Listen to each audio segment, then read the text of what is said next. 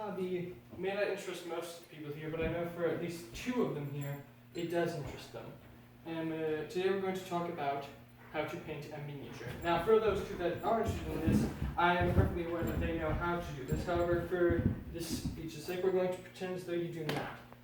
First thing you're going to need are the pieces of said miniature. Now, these pieces will show up as gray plastic little parts that you will have to cut out from large plastic bits.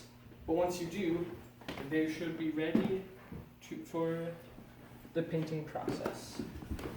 Once that's done, you're going to need a large, thick brush, like this one, and a base paint, preferably black. Once you've used the brush and the paint, the miniature will now be ready for regular painting.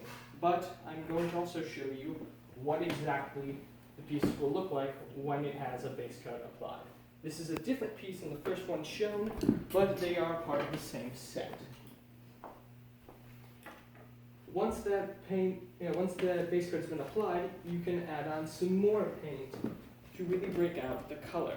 This is a piece where the base coat has in fact been applied and it has added some new color. Now, this is the color that I added to this piece. Now, you can add your own colors and color combination. The choice is yours. The piece I passed around is not the same one as shown before, but it is part of the same model. Once that's done, you can start to add some metals and highlights. Once you've got some base colors on there,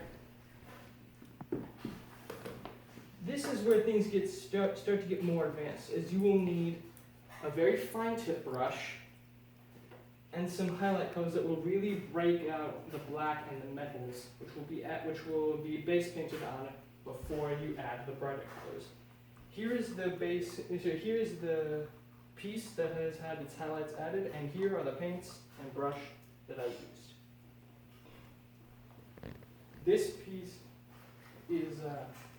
piece is different from the ones that's shown all around, but it is part of the same model.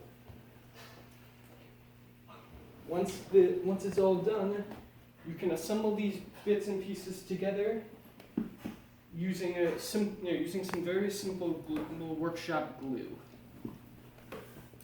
Once it's all said and done, following this process, you should have a model that looks somewhat like this. Now, I use some different colors for this, and I can't guarantee that it will always look this good. Practice makes perfect. But once you know the process and once you know how exactly it's done, then all it takes is some dedication, and once you have that, you will have the skill.